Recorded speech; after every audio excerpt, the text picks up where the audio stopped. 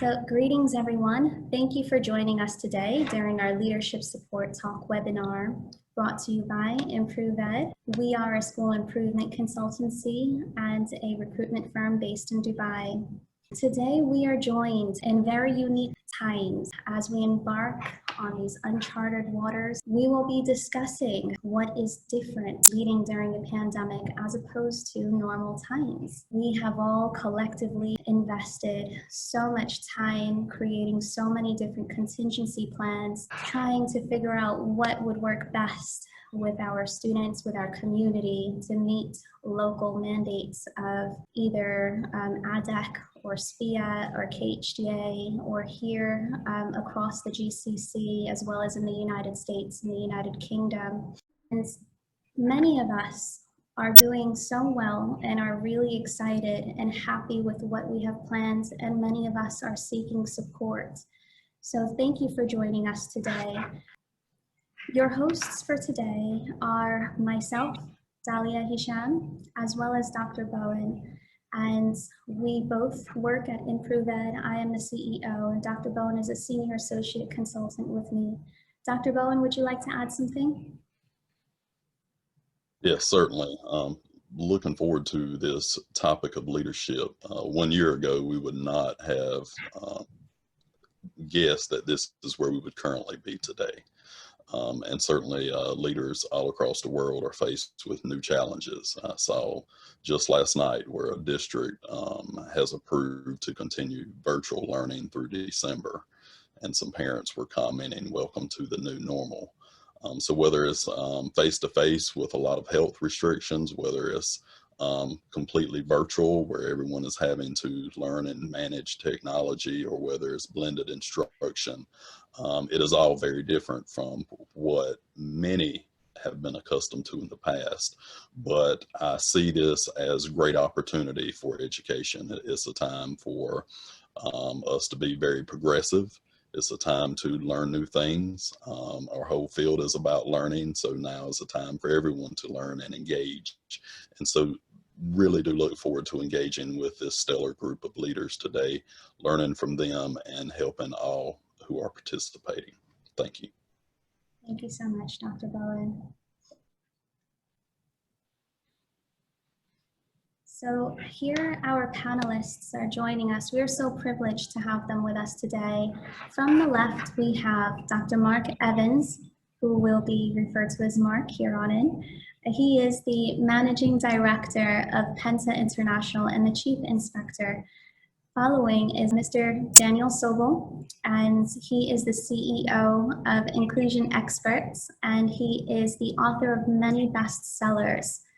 And we have Dr. Jake Madden, who's a principal in Abu Dhabi of Al Yasat Private School, who is an outstanding principal and also an author of thought-provoking works in school improvement.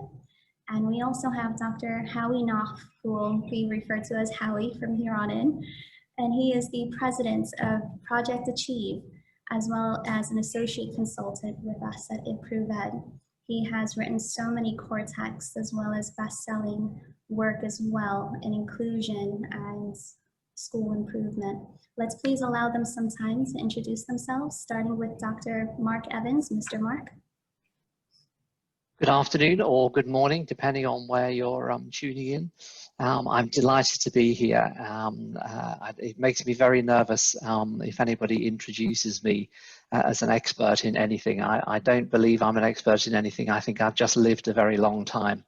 But actually, it doesn't really matter how long you've lived. You will not have seen anything like we've seen for the last 6 months. And it's been my privilege to talk to principals and school leaders, teachers and students right across the world. I have an international perspective. Before the pandemic, I traveled at least 6 months of the year I think I've worked in 65 countries, and I've kept in close contact with principals and schools around the world during this period. It is incredible, the different responses that have been generated, but also the similarities. And I think, I mean, I'm very, very interested in the positives that we can pull from this. I think there are some positives, and we'll have time to talk about them later. But as I said, I'm very pleased to be here. Thank you, Dalia. Thank you for joining us. It's such a pleasure to have you with us. And Daniel? My team and I work with about 10,000 schools, doing different types of school support training, workshops and so on. And we're mainly based in the UK, although we have programs in other languages in different countries. But I'm very excited to be collaborating with Dalia and her Improve Ed team on a Master's in Inclusive Educational Leadership, which we're rolling out across the world, and it's very exciting. So let us know if you're interested in that. Interesting times. I feel a little bit of a fake sitting here thinking, you know, I know something of what to do. Oh yes, I'm used to pandemics. When I experience pandemics, this is what we usually do. Actually, I'm here, I hope, like everybody else, just to sort of listen to what other people have to say. I'm really fascinated to hear what the other panelists have to say, and also for people to read ideas from the participants too.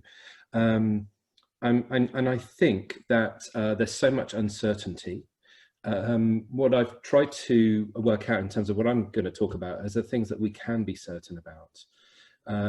Certain steps that I think that could be useful. Thank you so much, Daniel. And Dr. Madden? Excellent. Thanks, Dalia, and good afternoon, everybody, and greetings from the capital of the UAE in Abu Dhabi here. It's great to be part of this little conversation, and like everybody else, I'm looking forward to learning a lot. Some very esteemed people here. I feel a bit underprepared and organised, and probably not in the same league as some of these colleagues, but it's certainly great to be able to share some of the conversations that I've been having at the local school level with the staff as we've engaged in our own practices around health and safety and the learning program to support our school community and such. And from my perspective, I've never been through such interesting times like this. I've led schools in Australia and here in the UAE, and supported schools in other parts of the world. I certainly haven't encountered anything of this nature. But having said that, it's certainly been a very encouraging period. I think there's lots we learnt from the way that we interact and support each other, but learn from the practices that hopefully will make education and leading schools much more productive in the future. So I look forward to the discussion. Thank you. Thank you so much. It's so lovely to have you all on board, as well as Howie. Well, it's good morning here in the United States, but good afternoon to many of you at UAE and other parts of the country. I'm a school psychologist by training. Some of you may know that as an educational psychologist. But I've worked in a lot of different places. I'm now an international consultant, work all over the world, predominantly in the United States. And I tend to work with school districts in kind of long-term relationships, and really at a very practitioner level. I work with districts where I've been with them upwards of 10 or 15 years, although the average is usually 3 to 5 years. And the focus is really on change and foundational change relative to students' academic and their social, emotional, and behavioral learning and mastery and their ability to kind of manage themselves. But in doing that, I've been at the university 21 years at 2 Research One universities here in the States. Because of my school improvement work, I was recruited to the Arkansas Department of Education, where I ran for 13 years the school improvement unit. And again, we were practitioners. So, I mean, the issue it really is how do we define some of the problems and challenges in front of us? How do we analyze from a database perspective? And then how do we facilitate change so that the students, staff, and schools are all maximizing their success? Thank you so much. This is an incredible panel. Thank you all for being here. So our first question is, What is different about leading schools during a pandemic as opposed to normal times? Dr. Madden, can we please begin with you? Oh, okay, excellent. Thanks for that. And what a good question to open up the conversation this afternoon. Because, you know, we're all talking about leading schools and trying to make some progress around that. But let me just sort of unpack my thoughts around this particular question. Leadership, is all about influence. As a school principal, I'm here to help my community and to work towards the vision. And every school has its own vision, and that's what the community there thinks is important, and they develop that accordingly. My role, is to help implement strategic endeavours right across the countryside, to get us towards that vision. Now, that's really important. And when we focus on what the school principal or the school leader does, then we can, discern, what's different about working in times of the pandemic as opposed to not. Now, I believe that there are some key aspects of what the role of the school principal is all about. I think, they need to lead the strategic direction of the school. The principal develops curricula. They assess teaching, they monitor student achievement, they foster parental engagement, focus on and support the development of policies and procedures in the school. They look at budgets and they obviously manage the facilities of the school building and surrounds accordingly. Now, in order for the school leader to do that, they need to be able to cultivate the leadership in others around them, whether it be in the classroom level, at the middle leadership level, whether that be the students themselves, aspiring leaders within the staff, the parental groups and such. But the whole idea is to mobilise. Another key aspect of achieving the role of the principal is about building relationships and ensuring that there's tight cohesion around the school. Sometimes the way the principal has to operate is that they need to provide some a bit of a balance and praise across the school as you try and lead the operations on a day-to-day basis. In order to fulfil the role, you need to be fair and consistent, and I suppose you've got to be well organised and well prepared. In order to achieve the goals and the aspects that the principal has to do on a day-to-day basis, the principal needs to be a really good listener to what's happening around them and to the people that they're engaged with. And I suppose the final thing, in order to achieve the roles of the school leader,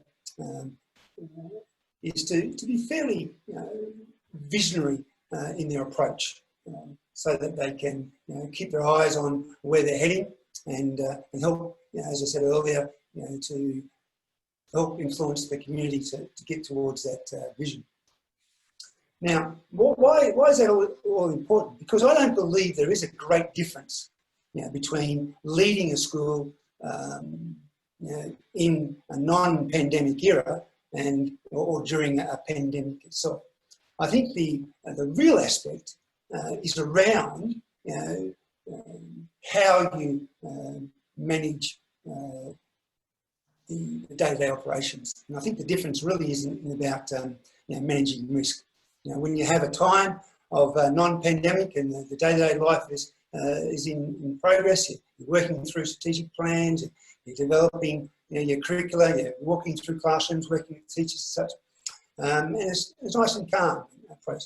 But during a pandemic time, when there's unknown, you've got to be able to manage the risk, to understand what's happening around you.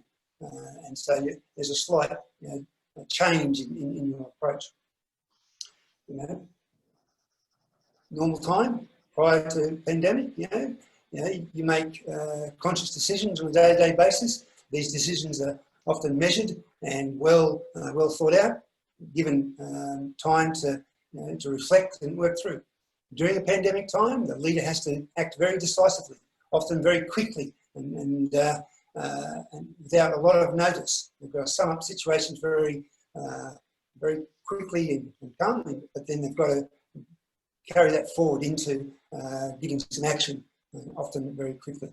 Particularly when information from outside agencies and authorities come to you, sometimes in an untimely fashion. You need to be able to react fairly quickly. Before non-pandemic times, the communication process is very structured and very organised. Regular processes are in place. People are very used to, the habits of the school leader in terms of providing information and communicating to the community as such. During a pandemic period of time, the communication has to become more prolific. People need confidence and reassurance, almost on a moment by moment basis. And so the school leader has to, alter and adapt their communication practices. Communication needs to also be very, very clear and very precise, and that sort of helps, support the development of the action plans that you put into place, that you practiced and worked on during non-pandemic times and implemented during that process. I think another key aspect is that during a non-pandemic period of time, where you've got your strategic plans in place, you've got your action plans, you're working through them methodically and systematically. During pandemic times, the priority management process can be a bit skew as you address activities and events on a very fast basis, and you need to change your approach to managing those priorities. The delegation of tasks could be a little bit different. Once you have your task force and your practices, whether they be evacuation plans, lockdown drills, all sorts of activities in preparing for a crisis or a pandemic period. When you get into that in action, you need to work on the delegation of tasks, and you need good people around you to ensure that those tasks are put into place and acted on fairly quickly. And I suppose the final thing is around about the empowerment of people. While during pandemics there's a lot of uncertainty, we're not quite sure, interpretation of guidelines is often a bit clouded, but you need to ensure as a leader of the school that you give people opportunity to grow and to move forward, and you empower them to take their roles and responsibilities, and you develop that the camaraderie accordingly. So I think that just in summary, my viewpoint around leading schools during the pandemic is that the leader often comes out during a crisis period of time, but their leadership practices they don't vary a great deal, but they just modify and align to the tasks that are provided to them. So that's just a few quick thoughts on that. So but I do appreciate the question, Darling. Yeah, no, thank you so much. You have a lot of great insights in that answer there. There's so much to take away. Thank you so much. And Howie, can you please pick up? Sure. There's a quote from Alice in Wonderland. It says, if you don't know where you're going, any road will get you there. And, I really want to talk about a little bit of strategic planning. And in strategic planning, there's kind of an 80-20 rule. And I want to kind of apply that to the pandemic. I mean, if you're not focusing on the 80%, if you're not looking at your staffing, your supervision, your coaching, looking at your academic program, looking at your social emotional learning program. I mean, right now is a true test of how much strategic planning our different schools across the world have been doing. Because if they haven't been doing the strategic planning, they're probably more in a crisis mode. What they should be in right now is that 80% mode where they're focusing on all the student outcomes that we typically look at and then apply the pandemic situation to the 20%. What do we need to do that's different right now because of the pandemic from a strategic planning perspective, so that we're not in a crisis mode, so that we're in a forward thinking and a forward acting mode? And that's all about strategic planning. And you know, that road that we're taking sometimes has different diversions, but we've got to know our destination.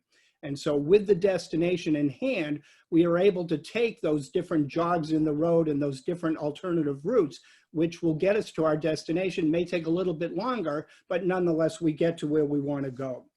One of the essence of strategic planning is to plan redundantly. And so I think that's, again, a very telling effect right now during this pandemic. How do we plan redundantly from a curricular perspective, an instruction perspective, even in terms of looking at transportation issues and just keeping things clean around the school? Because unfortunately, somebody could come down with COVID-19 at any point in time. And if we're not planning redundantly, we don't have that safety net of personnel and processes and procedures so that we can maintain some semblance of, again, looking at the route that we're going at. One of the things that I think is probably more telling from a strategic planning, but more, I think, from a functional, and I think Jake really kind of encapsulated this, is I think we've got to attend more right now to the emotional pulse of what's going on in our schools. And that's not just from a student perspective. That's from a student perspective, a staff perspective, as well as a family perspective, because people are more on edge right now. They're more anxious. Some people are not as able to handle some of the flexibility that's going to be needed as we kind of work from a day-to-day and a week-to-week basis. And so a leader is keeping kind of that emotional pulse in hand, so that they're getting a sense of what they need to do, the reassurance that some people need, the pat on the back in terms of confidence, just, you know, telling people that they're doing a great job, the assurance of a little kindergartner or a first grader who's trying to make some sense of the world, much less that senior or that secondary student who's looking at their future and saying, what's going to happen? How am I going to graduate and go to the next level? So again, a strategic planning perspective, planning redundantly, and keeping our hands on the emotional pulse of our schools. Thank you so much, Howie. That's a lot there. I really like it. It's all about being impact driven and making sure we have a strategic plan. And Mark, can you please pick up from here? I'm really interested because Jake and Howie both have said very similar things, I think. In many ways, you can argue that the answer to the question is actually nothing. There's nothing different to leading schools. The focus has to stay the same. The focus is on the children and on learning and on the welfare of the staff in order to facilitate that. Howie's quote from Alice in Wonderland, I will counter with one of the very few jokes that I know. If you ask somebody for directions and they answer, if you're going there, you don't really want to start from here. We've all had to start from here. None of us expected to be where we were, and the reaction from the different schools has been amazing. The principals that I've seen being successful are the ones who have managed to emanate calm and confidence. And I'm always put in mind of the swan. Those of you who don't know what a swan is, it's a very large white bird that glides gracefully over the water, but underneath the feet are going madly like this.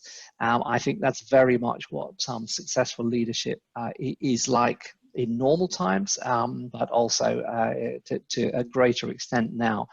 I think the adaptability and the flexibility that people have had to take just within the schools in the Emirates, there have been multiple responses and multiple responses to the parents' reaction to those responses. So the schools that have been very successful have really engaged with the parent community and responded very well to that. The other issue, which I think just needs to be touched upon, and is the same right across the world, successful leaders have managed to react sensibly to government response. because we can all complain about the different governments around the world, how the response has been positive or negative, but actually I would not have wanted to be a politician at this time, because I think making the right decisions was very, very difficult. So thank you, Dalia. Thank you so much. I really like the analogy of the swan. Absolutely. I think strong and confident leaders really, really have everything all together. And you really don't really see everything behind the scenes. And I think that's really wonderful from a parent perspective, because then you'll really know that your children are really well looked after. Danielle? Yeah, so just to add something or to emphasize something that colleagues have already mentioned, I think that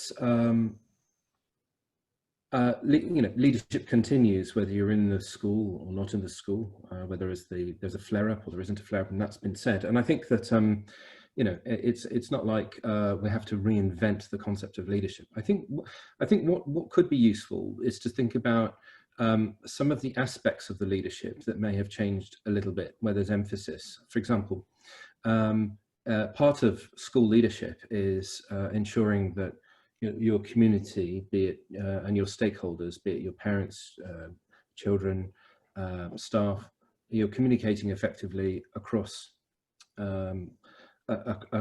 across the school setting. So that's always true. And so the question is, what is effective communication now? Well, you're thwarted by the unpredictability of what's going to happen in the next 6 months. You do not know what is going to happen. Somebody had been mentioning something about a parent in the chat function. So I'd just like to say, as a parent, what I want for my children is to know that my school has thought it through and that they're taking action. I don't expect them to be perfect or world class necessarily, or to be, ahead of, all of the science that we know about, and they've worked out the most perfect formula. I just want them to have thought it through, to have a plan, and to be, if necessary, adaptable. But most importantly, to have clarified that to the extent that if somebody asked me as a parent, I could articulate it to someone else. And I think that the reason why this is perhaps the most important thing to emphasize at the moment is because when dealing with anxiety in general, and be it anxious children or anxious parents, one of the things that can help is clarity and predictability. So as much predictability as possible and as much clarity as possible. And in a way, it's kind of worth saying less, but just being slightly louder about it. So trying to achieve less, but making sure it's done clearly and well. There aren't specifics because every setting will be different.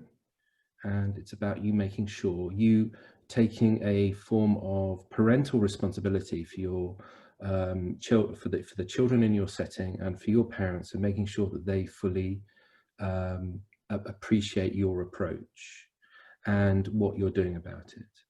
And I think that's about reassuring, and thinking that, let's make an assumption, I think, is that not all parents, but certainly a lot of parents will be anxious. So I think that part of your communication and part of your thinking has to be about addressing that anxiety. And the two best ways of doing it is clarity and predictability. I'll stop there. Thank you, Daniel. I really enjoyed that. Really great feedback. I agree with you. It's really all about the inter and intrapersonal skills that you have, especially with your parents, making it all the more personable and making sure that parents do trust you to have their children with you, especially during a global pandemic. Thank you. So we will now move on to our next question. Question number 2.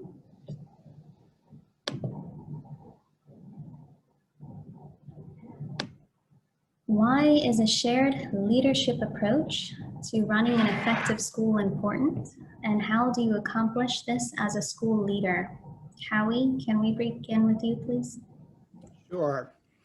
It's interesting. I'm usually on the road about 200 days a year. And for the past 6 months, I've been pretty much in one house. And the last time I was on the road, we were training across the country in a trauma approach in terms of cognitive behavioral therapy. And then we left and all the schools shut down. And so everything has been virtual. And so I was on a virtual call last week with a number of superintendents, and one of the superintendents kind of remarked before we began, she said, you know, I've never worked so hard as a superintendent as I have now. And that really gets into the shared leadership approach. And it's not that she was trying to do it alone, but I want to caution the administrators and the leaders out there that you can't do it alone. I mean, the administrators are spending more time, more hours, more sleepless nights right now, and I'm really concerned about burnout for the administrators, never mind the staff and the students and the parents and so on. And so that shared leadership approach is really kind of an inoculation relative to not getting burned out and not feeling like you have to do it all yourself. I want to answer the question really in two ways. And one is kind of a structural or a product kind of content way, and the other is a process way. So how do you get to a shared leadership approach? Well, when I work with schools, one of the first things I do is I look at the committee structure of the school. And I have this kind of rule of thumb that I believe that every staff person should be on at least one school level committee. And some, because of leadership and so on, may be on more than one. But let me kind of outline the blueprint that I walk into with schools. So you've got a school leadership team or school improvement team or whatever you want to call that. And I'll come back to that later. But we usually look in the blueprint at 5 functional committees. And those 5 functional committees represent effective school and schooling. So the question is, in your school, and I know some schools are terribly small, and so you're going to have to modify and adapt the blueprint, but do you have a curriculum and instruction committee where at least everyone from every grade level is represented, plus the other constituencies in the school? So a curriculum and instruction committee that's meeting on a monthly objectives for the year that are represented in the school improvement plan. Okay, because that is that shared leadership approach to really guiding the instruction in the classroom. And if you have one representative from every grade level, then you've got that representation and you've got that fluid upstairs and downstairs of meeting as a committee and then going to the grade level group. Do you have a school discipline, school climate committee, or a social emotional learning committee, or a positive behavioral support, whatever you want to call it? But again, looking at the social, emotional, and behavioral self-management outcomes of students, because that's really what discipline, behavior management, and student self-management is about. So do we have the academic outcomes with the curriculum and instruction? Do we have the social, emotional learning outcomes from the discipline, school climate, whatever you want to call that? Do you have a professional development and teacher support community that's really looking at how are we bringing new information to our different teachers and support staff? How are we making sure that the information actually gets into the classroom in actual practice? How are we doing in terms of coaching, in terms of consultation? So a professional development and a staff support committee. Do you have a community and family outreach committee? I mean, a lot of times we have parent organizations and they're outside in, but we need to have an inside out group that's looking at community and parent involvement and outreach. And that, again, that committee's meeting on a monthly basis. And then you have what sometimes is called an RTI, a response to intervention, or a multi-tiered services committee, but you know, a committee that's looking at the services, support, strategies, and interventions academically and behaviorally that some students need in order to be able to maximize their outcomes from an academic and a social perspective. So you've got these 5 committees. You've got co-chairs running these committees that are not administrators. Administrators are ex officio. And then the co-chairs form the core of the school leadership team. So that's one approach on a structural level to looking at shared leadership where people are working the school improvement process at a functional level that drills down all the way to the classroom. Now, the process side I'm going to do very quickly, and it's embodied in what I call the 7 C's, but the C is a letter. And process drives product. If we don't have good group process and we don't have good interpersonal relationships, then we can have the structure, but we're not going to have the shared, because that's a process, shared leadership approach. So again, the 7 C's, and I'm not going to get into a lot of detail with it. They are caring. So what's the level of caring relative to your staff? Staff to staff, staff to students, students to parents, and staff to parents. The communication processes is the 2nd C. The collaboration, how are people working together? Are people able to give each other critical feedback as well as the pat on the back? What's the commitment? Commitment to the students, commitment to the curriculum, commitment to the school improvement plan. What's the commitment to education that your staff have? Consultation. Everyone in the school is a potential consultant for someone else, but do people know the different niches, the different skills and strategies that people have so that we can share them amongst ourselves?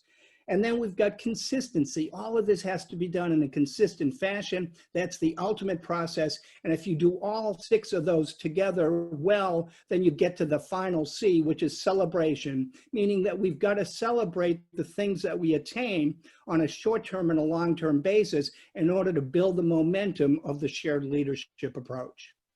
Thank you so much for your response. It's amazing to see an American perspective, as well as, all of these other international perspectives as well, and seeing the connections between them all. I think lots of us say many different things, but at the end of the day, we all mean the very same things, and we do it slightly differently, but we all do it similarly. Mark, can you go up next, please? I think we're in danger of all of us agreeing with each other far too much. So I'll try and say something that goes against some of the things that have been said. And I'm going to argue with a question. Because the question implies that a shared leadership approach we're talking about it as being important. But I think what Howie just said, which is for me even more important, is how you get there. And actually sometimes how you get to a shared leadership approach is not a comfortable journey. I've been involved in schools that were in fairly dire straits. And in those circumstances, certainly I adopted a very authoritarian approach, and I did not brook much conversation until we got to a point where the school was relatively stable. I think that's one of the things that's had to happen during the pandemic. Certainly, I have a series of training centers, and we basically had 8 days to push every one of 200 courses online. There was no room for being shared in the approach. There was no room for being democratic. It was very authoritarian, very dictatorial until we were online. And then we could start to go back and review and try and support that shared leadership approach. So the shared leadership approach is very important, but it's also the steps that you have to take that Howie referred to before you get there. And I think in the case of the pandemic, most schools, most training centres were involved in firefighting and have been involved in firefighting a lot. The schools that have been more successful were indeed the ones that had planned redundantly and had a much more strategic approach. But that is not a large proportion of the schools. Thank you, Daria. Thank you so much. It's nice to see all of these different responses and all these different insights. Daniel?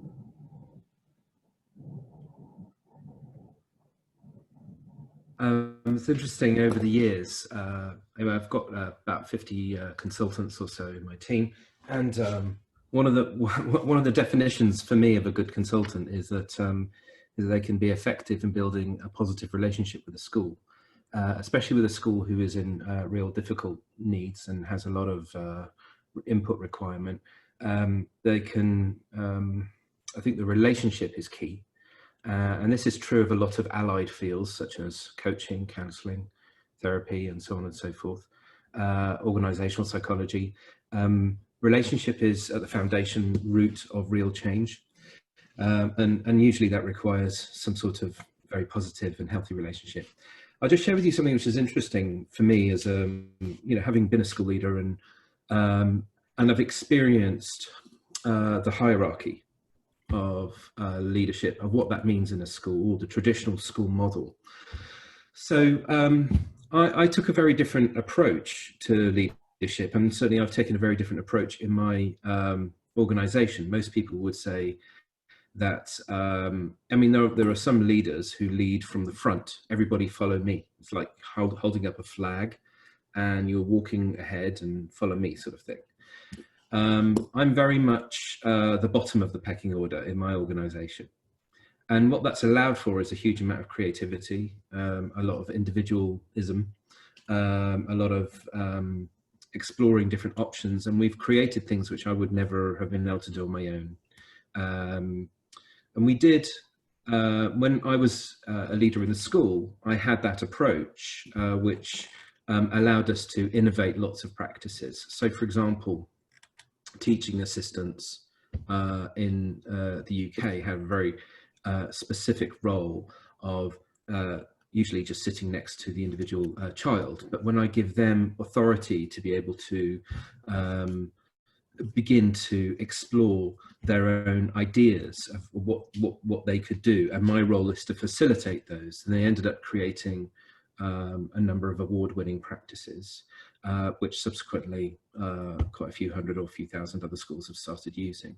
And that came from teaching assistants in the school.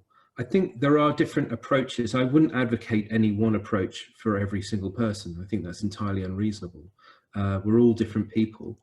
I will just add, it's definitely worth working out as a leader how to facilitate the strengths and to manage and honest with people about your strengths and weaknesses is a very positive way forward, certainly within your leadership team and with your staff. I'm very open about mine, and I think it helps people understand where I'm coming from, and they can see where they fit in to be able to support you. When I say, which is true because of my ADHD, I can't really manage my calendar. It didn't require me to say, my wonderful PA Sharon, can you manage my calendar? She said, oh, I'll manage that for you. So that's great. There's an example of I don't need to tell people what to do. I can share people where there are weaknesses that I perceive, and they can see where they themselves can fit in. It's a very different way of doing business. It's not for everybody, but I suppose what I'm saying about shared leadership, there's lots of different ways of being a leader, and it's worth exploring what works for you in your setting.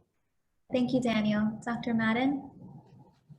Okay, well, thanks for that. There's some very useful insights shared already, and I think that my perspective on shared leadership might be a little bit different. I take the view that leaders should be stewards of the school, the keeper of the vision, and help to ensure everyone else does the same. But for me, you can't go into a pandemic and say, okay, right now I think we're going to get a shared vision, a shared leadership together, and so that we can manage this pandemic approach.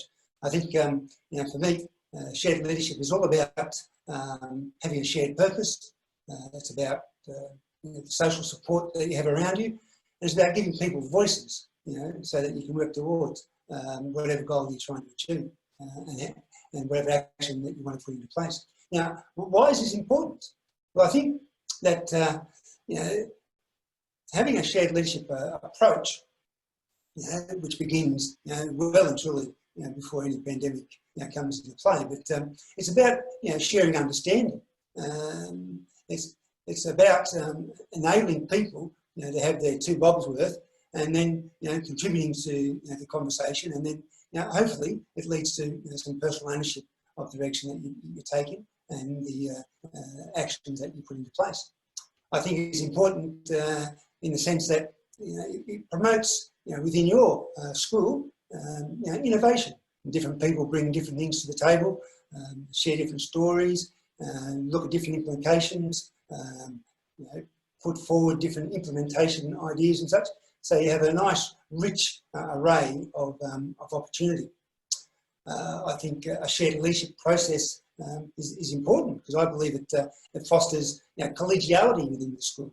I mean, you can't have leadership without some sort of fellowship or some sort of process that guides and brings people together.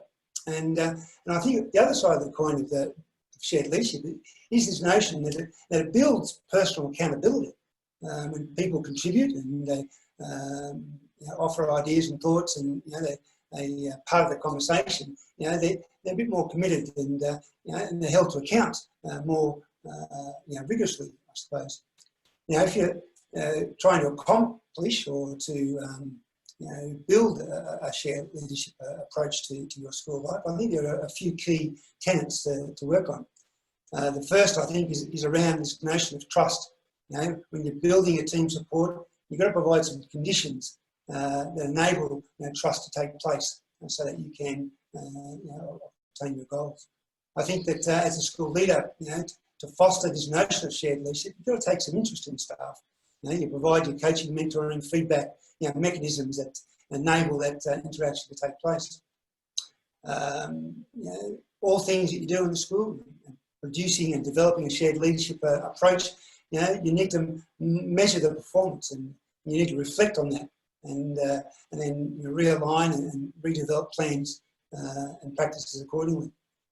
I think that in order to accomplish this notion of school leadership, shared leadership, you need to provide opportunity for celebration and rewards, so people feel that they're valued and that their contribution is worthwhile. And often, schools do a lot of things around pre and post climate-based surveys to see how they're going in order to measure these things. So I think that just in summary, very quickly, you don't go into a pandemic or a crisis situation and decide that you want to introduce a shared leadership approach to try and solve things and better things. It's something that I believe that the school leader should be engaged with on a day-to-day basis throughout their operation of their school. And in doing so, when you get to that crisis period of time, you do have good people, good teams around you, and good personnel who'll be able to help facilitate the directions and things that you need to take in order to address and overcome the challenge. Thank you so much, everyone on the panel. This has been really great, getting all of these different ideas. I strongly believe in transformational leadership, as well as, having a shared leadership approach to things as well. Sometimes we do need to step in and, be a little bit authoritative in terms of, directing where the vision and the mission is going. Having the mixed approach amongst staff, and having that ability to push forward in a collective manner with shared ideas and shared visions. I think this has been a really wonderful conversation. Thank you so much. We'll now be going to question number 3. Yeah. Going to pass it on to my co-host now. Dr. Bowen, can you please pick up? Certainly. Question 3, leading on inclusion requires sharing information and getting them to do things. This is forever a challenge, but especially in the era of COVID-19. When there are competing urgencies, what are effective ways of ensuring the information around inclusion doesn't get lost? And the question starts off with Daniel. I have a rule in my team that I don't care how you say something, I only really care if it lands.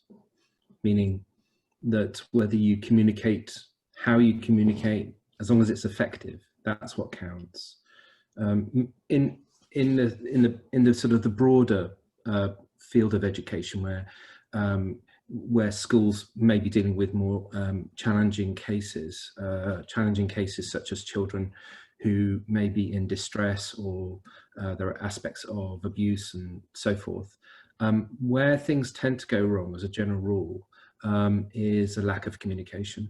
And there are certain cases, which I'm sure is true in every country, bubble up to the surface, to the news, where what we end up finding out is that if only they'd passed information on effectively to this organisation, from that organisation had told the school, and the school had told, there was a lack of communication.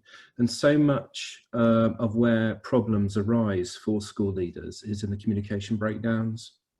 And so I just would like to perhaps emphasise something which I think is perhaps obvious, but what's interesting, and something which I put in one of my books as a chapter, is that, you know, we don't tend to train school leaders in different ways of speaking effectively to different stakeholders. So, for example, by means of an example, I was asked by a particular organisation, national organisation here in the UK, to speak at a conference. And I was one of 4 or 5 people speaking at it. Now, when I spoke to them nearer the time, just a week in advance, I'm looking forward to speaking at this conference, I asked them how many people have turned up, and they said, well, we've had a very small response. And I said, well, can I just see what you've sent out to people? And what they had written, I thought, was very boring. I don't need to read it out, but and I can't even remember it, but whatever it was really boring, and it was really rubbish. And I mean, are we surprised that they had a very small response? So I said to them, let's think about the 3 biggest pain points. You want school principals to come to this particular session, and they've got to give up their valuable time. And why would they do that unless you're going to help them save time, save money, save stress? Of school principals or school leaders around the world. If you're not, so therefore, if you're speaking to a school leader as a leader in the school, you need to present that we need to prioritize, you know, these issues. We need to hurdle how we're going to communicate this issues or get this program done, and prioritize this to your leadership team. Then it better be something that is going to make them sit up. So frame it as something that's really relevant. So instead of, instead of just saying, look, we need to spend more money on this program. And actually that is a fast track way of not getting money spent on your program. So what we could say is, what I'd like to do is I found a way of us being able to save quite a bit of time, stress, and money if we invest in this program. Can we talk about it? Now that is nothing peculiar or specific to education. It's about making sure that whoever you're presenting to and whoever you're speaking to, you understand what their pain points are, what their issues are, and you're framing it for them. It could be that you would say exactly the same program, but for your parents. So let's talk about that exact same program. We haven't named what this program is yet, but let's just say it's a program around reading boosting, okay? It's about reading. And we've told our school principal and our other senior leaders that this is a program which is predominantly about saving stress and saving time, saving money, and also boosting grades. It's going to help us with our attaining our targets. So now, how are we going to speak to our parents about this? Well, I wouldn't tell them about saving money and saving time and saving stress necessarily. It might help if you say it might save some stress at home. That might help. Another thing that might help is if you say, if you know that parents of this particular cohort, let's say, for example, they're interested in making sure that their child really feels like they can make good progress. If that's a key phrase for you, and it isn't for every parent. Some parents really lead with the idea that they just want their child to be happy. So then, of course, what you would do is you'd mention that. You'd say, I really think this is a great program that could really support your child being happy. So what we're doing is we're adapting our language to speak to different stakeholders. It's about getting different characters in the school effectively. I'll just add a slightly different dimension to this and then I'll pause. So far, just to sort of clarify, we're talking about speaking to people effectively using their pain points or using what they are most interested in. And that's a way of getting things on their agenda. And then the other thing is about how. Very often, school leaders are used to receiving 50 to 100 emails a day and sometimes more. Sometimes actually sending yet another email is not an effective approach. I've found in general, getting a teacher, a classroom teacher, to take up an initiative, actually one of the best ways of doing it is not by sending them an email or by making an announcement, but is actually by going up to them in the staff room with a cup of coffee and saying, how are you, can we just talk about this situation? I'm wondering if you could help me out with such and such. And it's a little chat.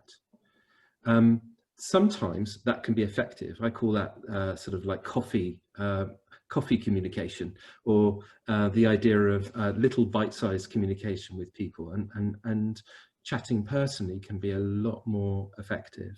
So the how of communication is possibly as important as the what. And then just finally, it's not assuming that just because you've said it, it means that it's been said and heard.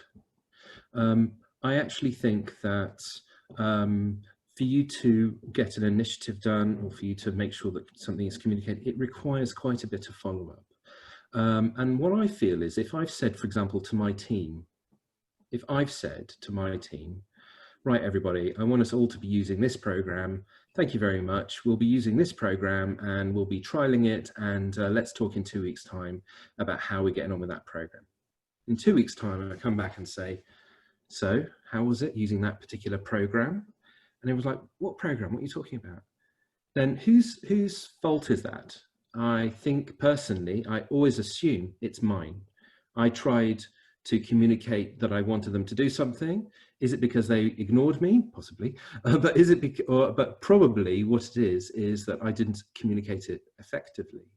And the effective communication might require me following up the day later and say, look, I know I mentioned this yesterday. I'm just wondering how you're going to go about starting this program that we said we were going to trial. And so I'm following up, and I'm taking responsibility to make sure that those messages are coming through.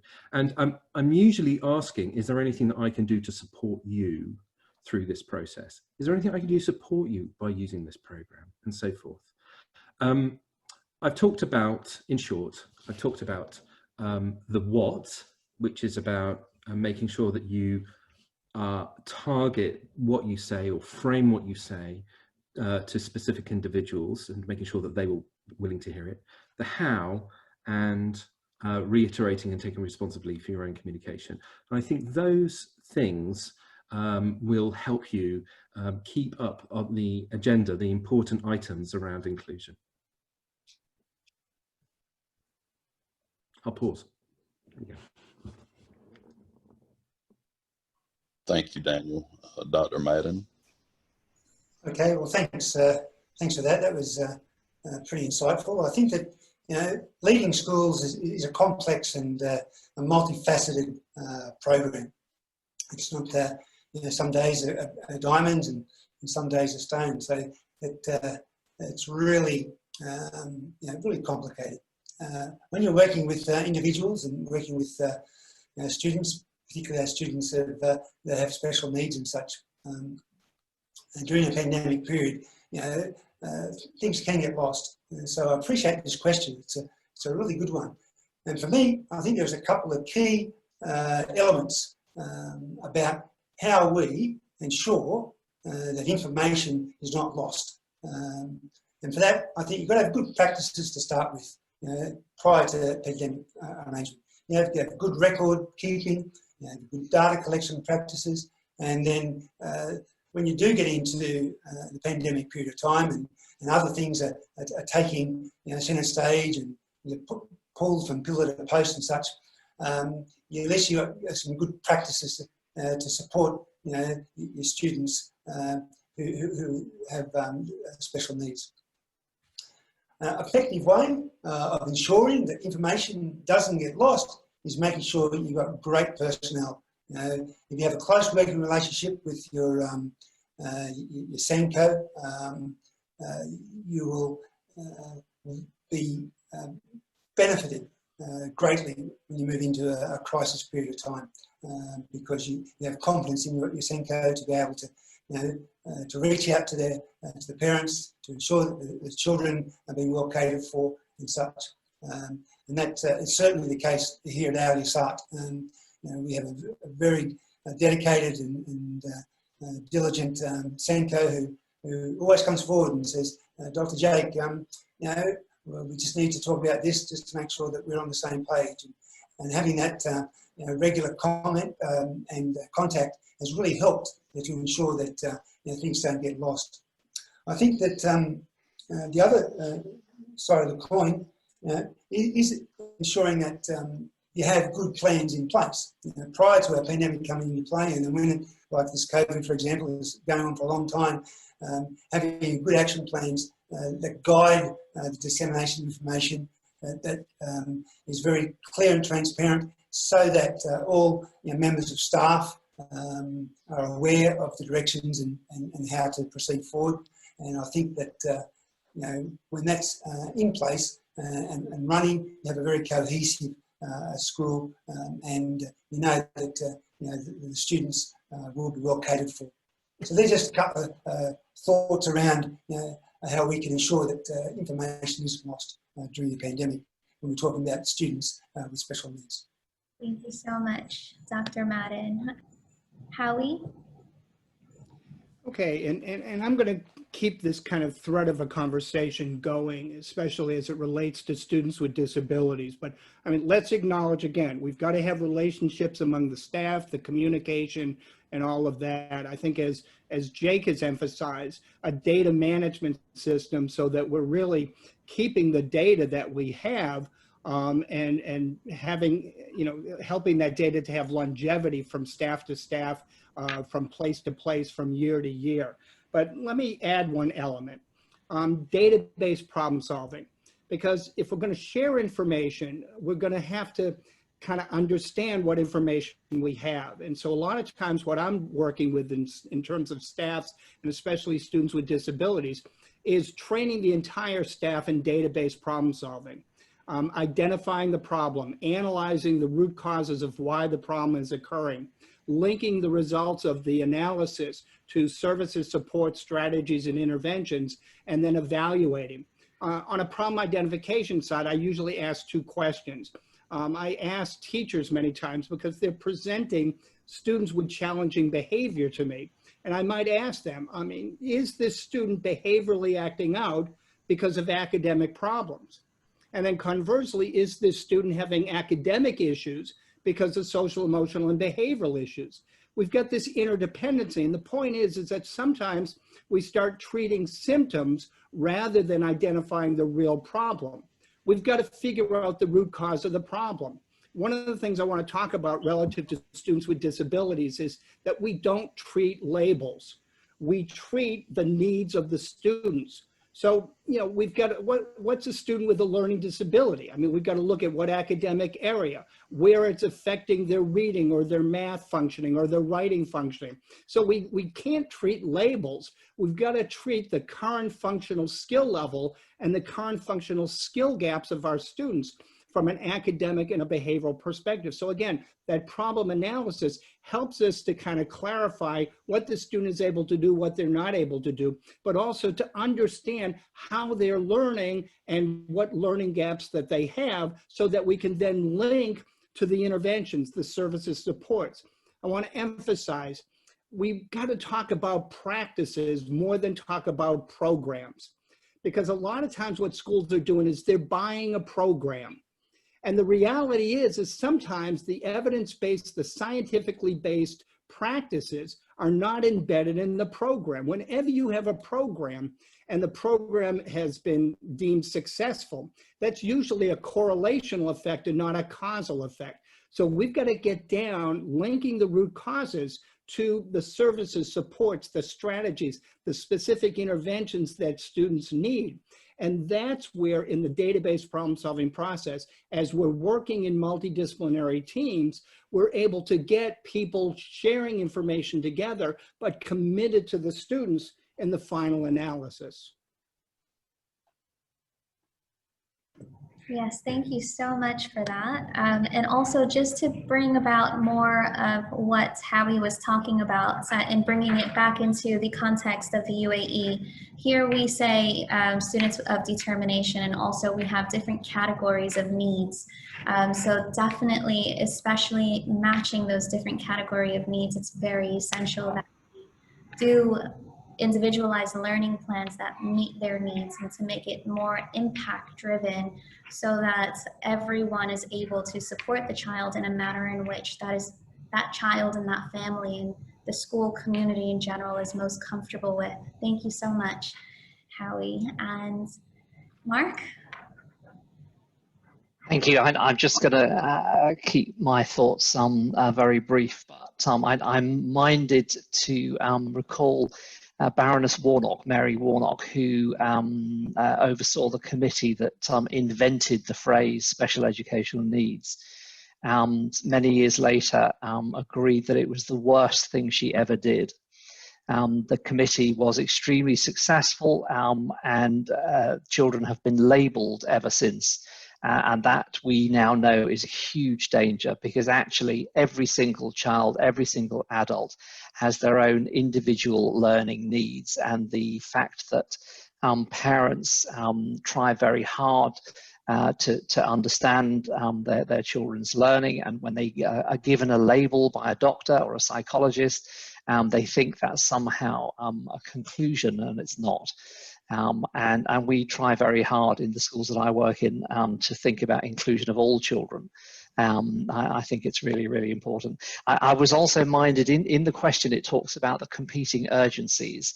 And I often remark if you have your own children and you remember the first day that your first child went to school, I would challenge you to disagree with the following list of priorities.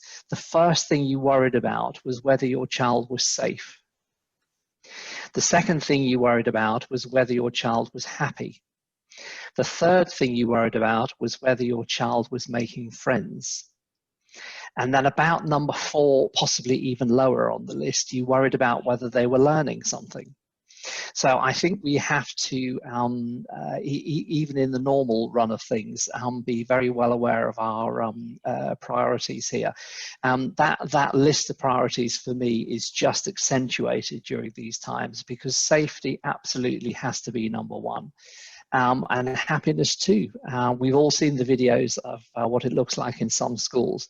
One of the kids that I was talking to was trying to make the decision between going back to school face-to-face or staying online.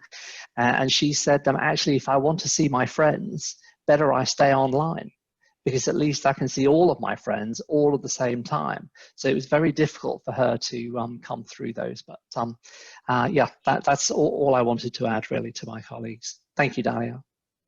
Thank you so much. This has been a very, very reassuring and helpful advice from our panelists. And now we will be moving on to question 4. Dr. Bowen, would you like to take over? Certainly.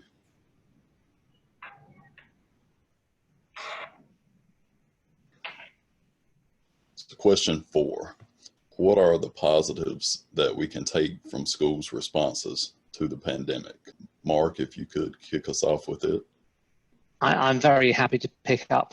I think we've mentioned many as the positives, and I have always tried to adopt a Pollyanna approach to life, looking very much at the silver lining of every cloud. But I think one of the things that has been proved yet again, it's not the first time, but it has been proved to a remarkable degree, is how unbelievably adaptable teachers and the workforce in schools and universities are.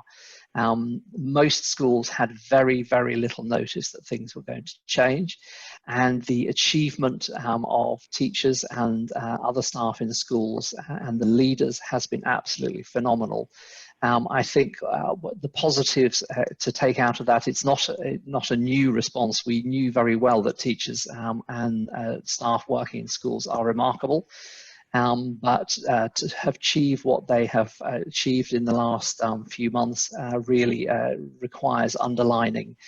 And I think there were lots of amusing videos floating around on the first day of lockdown, homeschooling, distance learning, where parents suddenly realized two things. Number one, that their school was a daycare center as well as a school. And number two, that it's very, very difficult to educate children. It's not as easy as many people thought it was. I think it's been really positive, not just for the response in terms of the pandemic, but the other thing I think that we should very much hold in mind is that for some students, distance learning, online learning has actually been a very positive addition or replacement for their education. It's certainly true in the Gulf. The early research is showing that some of the teenage boys who did not respond well to being in school, who were reluctant learners, who in fact were reluctant attenders, actually have responded extremely well to the idea that, okay, it's fine to sleep until 2 o'clock in the afternoon, no problem, because you can do your work later. And that's been a very good, I think we need to hold that when we start putting the education system of the world back together. There is certainly something there. I do think that we were, of course, pushed into this because of the pandemic. Training centers that I worked with did things very fast, but I'd been having conversations for a year beforehand, often driven by Sir Ken Robinson's videos. Just thinking about him for a moment. He was very much of the opinion that we have a very old-fashioned model for most of the education systems of the world. And one of the key features of that, and I had a conversation with the head of a school in Singapore about this, but it was a year and a half ago, which is, why do kids need to be in school 5 days a week? You know, that is not written on a tablet of stone anywhere. It's just what we do. And nobody has really looked at that to see whether it is the most effective way of educating our students.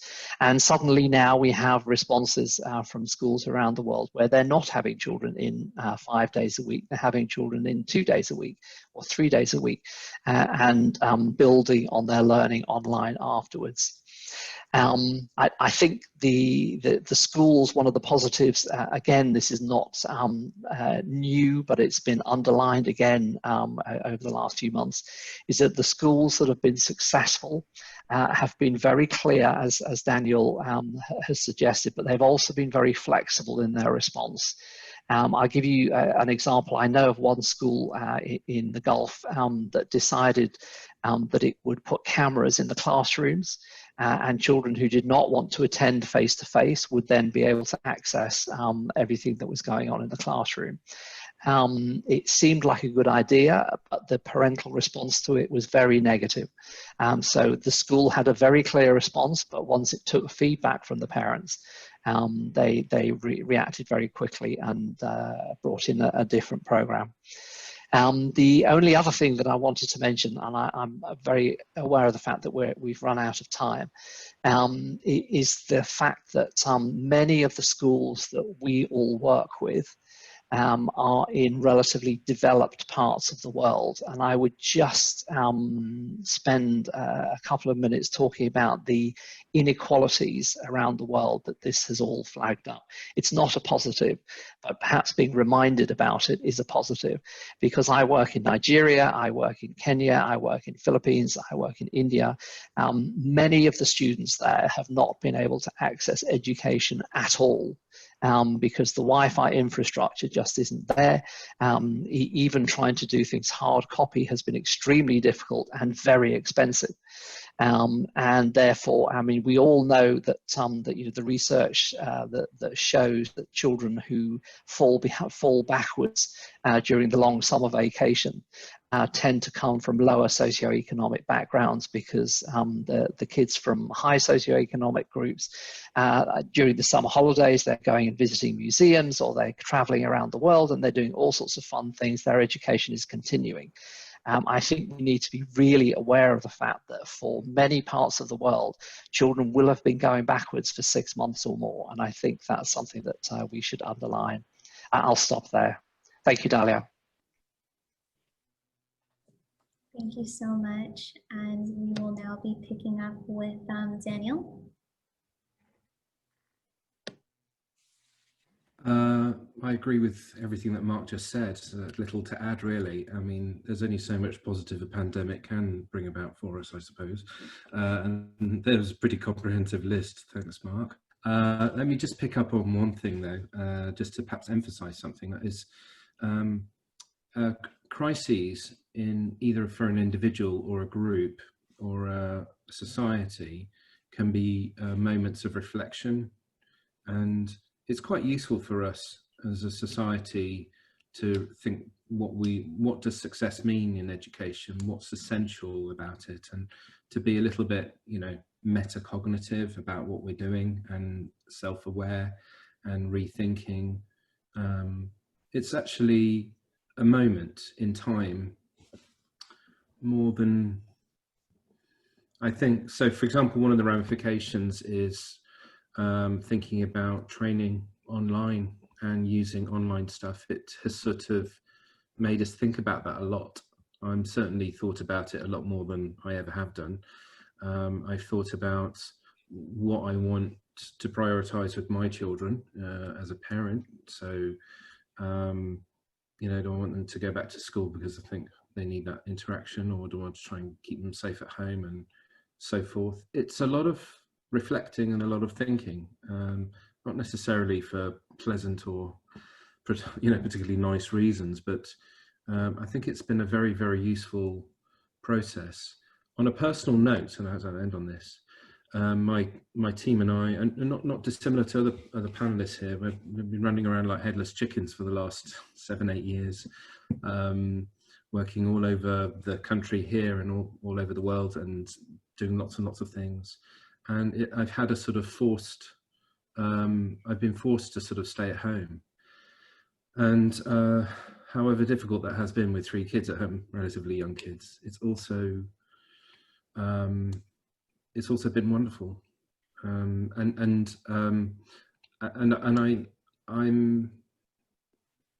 The teachers, especially school principals, are a very traditional bunch, usually. We need things to be done a certain way. We've got systems, and adaptability and change is usually slower in the school system, and changes in schooling, you don't see radical changes happen overnight. And I would have predicted, if I'd been told there was a pandemic coming, firstly, what a juicy piece of news that would have been. But if I'd have been told, then I would have thought, oh dear, schools, we're going to struggle. But I agree with what Mark was saying, that it's just amazing what schools have done. I mean, absolutely unbelievable. I also think that society, of course, we educators think, right, that we're the center of the world, right? We're the center of society, and without us, everything else would fall apart. But actually, I think the society has had a little reflection time just to sort of realize just how important we are. And if you take schools away, society is screwed. There you go. I'll end on that note. Thank you so much, Daniel. Actually, in New York, I don't know about other states, but teachers have been added to the essential list. We are essential workers. And may we please pick up with Dr. Madden? Okay, thanks, Talia, and Yeah, not a great deal to add to it, but I think that this particular pandemic, the COVID pandemic, has shown a number of key positives as we respond to ensuring that our students are learning. I agree the adaptability of teachers to shift from face-to-face directly into a distance learning mode, it demonstrates resilience and flexibility, and also probably a desire to learn, to enable us to provide a learning program for our students.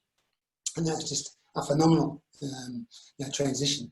Talk about whole-scale change, and overnight, it's a fascinating story.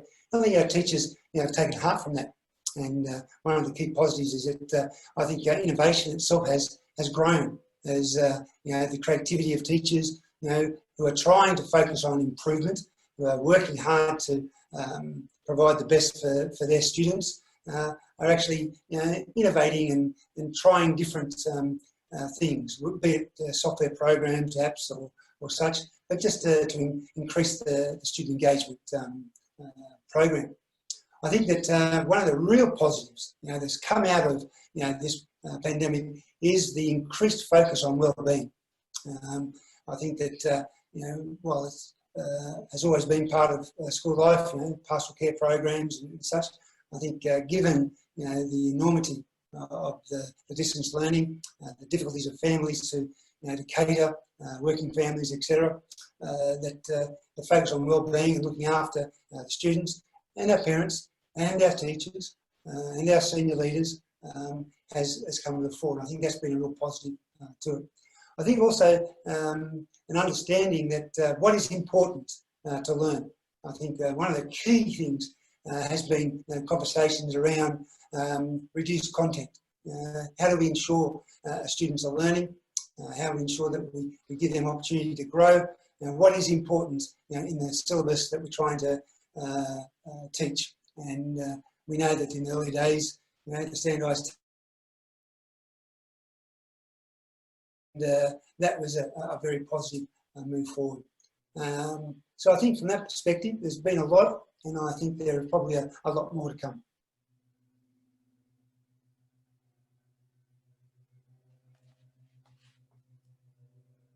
So thanks, Dahlia.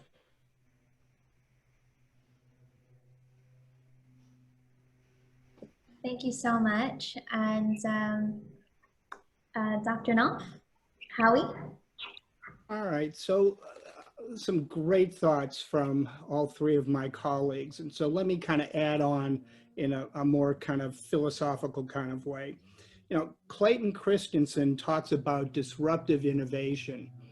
And, we're in a mode right now of disruptive innovation. We have no choice but to innovate. Now, it's disruptive. Some people, it's very disruptive, and they're angry and they're anxious and they're upset and they're feeling hopeless and so on. And I get all of that. And other people are taking this as an opportunity to really innovate and perhaps do things that they've never done before. But, a couple of takeaways from me. One is that sometimes in a crisis, you've got to change the definition of success. And again, even on a student level, I think Jake was talking about that. We may have to narrow the curriculum. We may have to focus in on some of the big ideas that we want our students to walk away with. But if we don't change the definition of success sometimes, then we're doomed to failure. We've got to have high and realistic expectations. And we didn't need a pandemic to know that. But a lot of times people talk about having high expectations for kids. But if you're training and teaching kids at a high expectation level, but you're incurring frustration, you're going to get frustration. Kids are going to shut down. They're going to act out. And so we've got to always be monitoring what we're doing, having the high expectations, but making them realistic for all students. And especially, again, going back to the previous question, students with disabilities. We've had a lot of successes, but I guess I'm going to finish in this way. Are we able to see other people's successes? Because sometimes we look at success from our own glasses, our own kind of sunglasses. And our definition of success, if we're not meeting it, we feel upset about it. But other people may have, again, their own definitions of success, and they may actually be incurring the success, but we may not be seeing it to be able to build off of their momentum. So again, a quote from Covey to finish. Covey talks about that we need to seek first to understand before we want to be understood. And so I think what we've got to do in this pandemic, and in any situation, we don't need a pandemic to do this, is to look at success from other people's perspectives, to try to understand people from their perspectives, and then work in a collaborative way to get a success that is where we all want to be with all of our students. Thank you so much.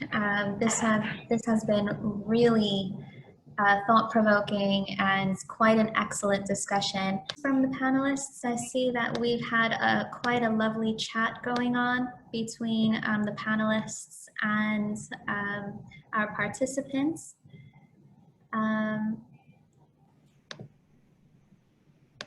Some of the questions were about parents. I believe we've done a really great job there in terms of identifying different areas and supporting our parents. Parents have now transitioned into a new role really overnight during the school closures, and having parents then move into that new role. The coaching and the mentoring with the parents, that should still continue. And I've really enjoyed the discussions that we've had. And in terms of Sally asked the question, what is the difference between being a head of inclusion in the UAE and in the USA and the UK? What are the most important points that must be included in the induction for the head of inclusion who are coming to the UAE for the first time? Daniel, would you like to take a go at that one? Or Dr. Knoff, Howie? Well, I can say that your starting point is in the UAE, from what I've come to understand, just from my various visits and people I'm in touch with, is have a look at the regulations. I think it's really relevant for a head of an inclusion to have a mentor or someone who's been in the job for a while in a different school who can help you with get over some of the challenges. The thing that I think challenges in terms of paperwork, administration, and so on and so forth, I really think that that's your top priority. That would probably be true in England as well. I don't know about the US. The one thing which I would say is, for me and my entire approach, is that inclusion happens in the classroom, not outside of it. I mean, it can be about happening outside, but predominantly in the classroom. What I very often say to Sankos or heads of inclusion is, I really don't care what you think or what you say. I only really care what happens in the classroom. And yet, as much freedom as you can be given in your school setting to go and support teachers in the classroom and in the process of pedagogy, in the actual practice of teaching and including children there in the classroom and enabling them to feel like they can belong, that is what I think effective inclusion would look like. So step one, get your regulations right. Step two is get supporting teachers, teaching and real activities in the classroom. It's no good to run a very effective room where people send you children. That's not real inclusion in the year 2020. It's about what's happening in the classrooms. And if you can support your teachers, then that's great. Thank you so much, Daniel. And how about from an inspector's point of view? Mark?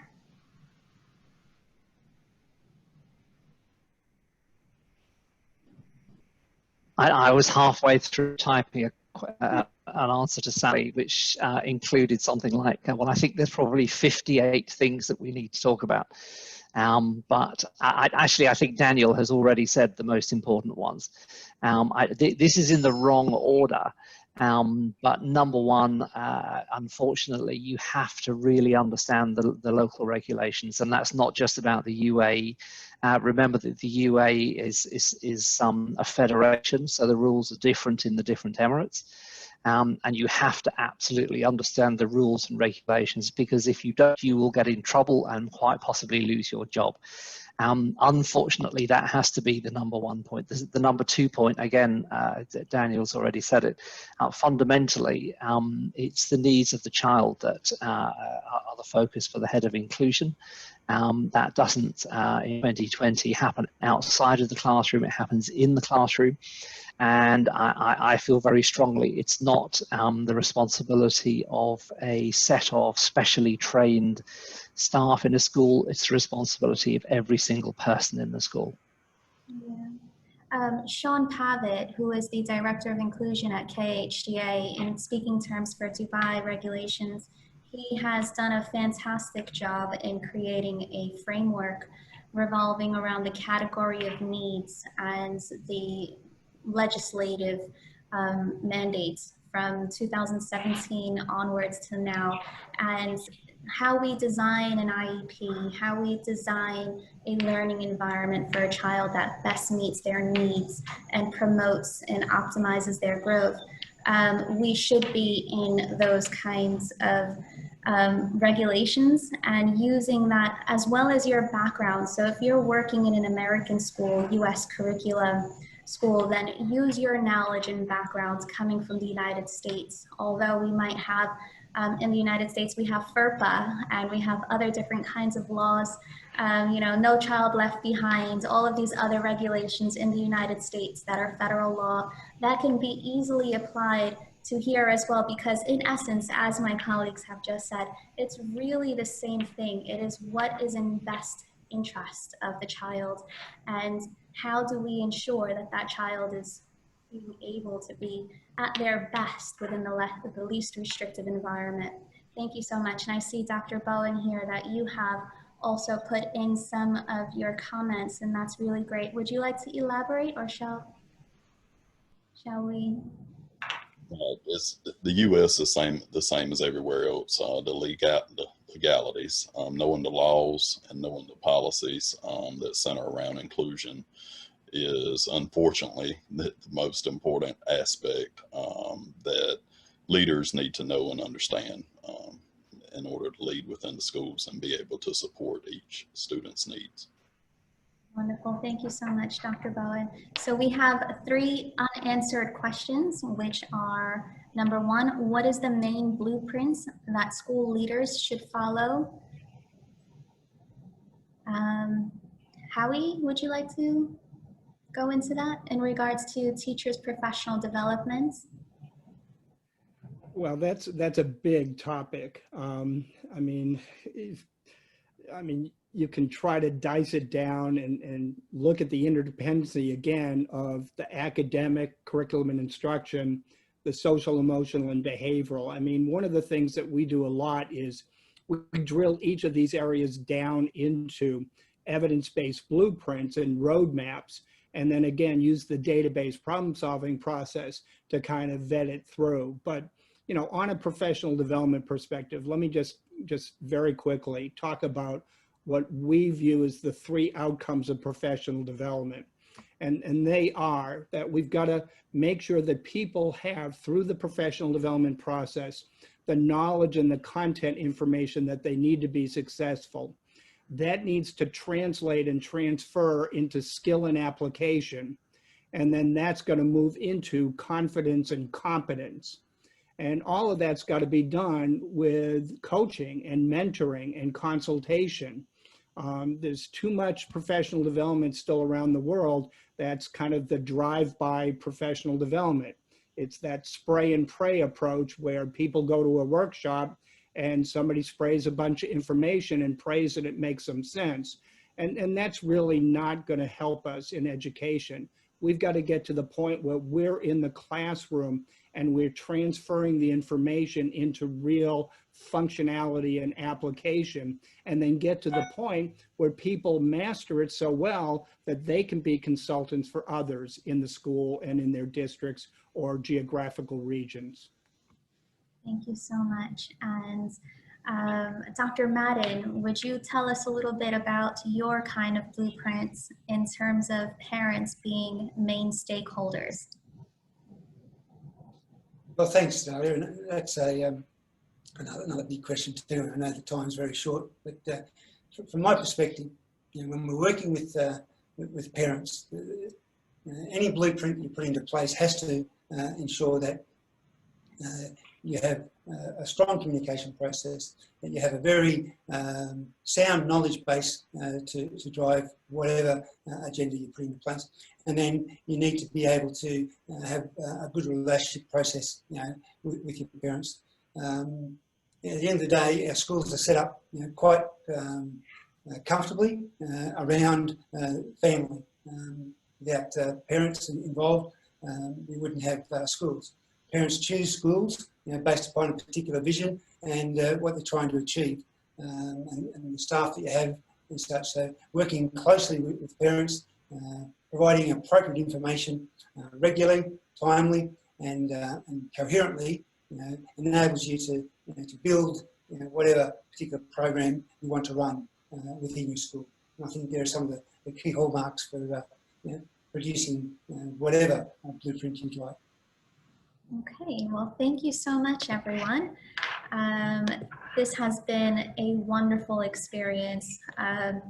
Dr. Mark Evans, Mark, thank you so much for joining us. I really enjoyed your insights, as well as Daniel and Dr. Bowen as well. I saw you keying away at the Q&A, and you've done a really amazing job with our attendees. Thank you so much for your really valuable insights, as well as Howie and Dr. Madden. This has been really wonderful. I'm just going to leave off on this quote from Emerson. What lies behind us and what lies ahead of us are only tiny matters compared to what lies within us. I'm a big promoter and advocate of mental health and well-being. Please take care of yourselves in order to take care of others. All of us at Improve Ed and all of us on the panel wish you loads of health and happiness and success. Thank you so much for joining us.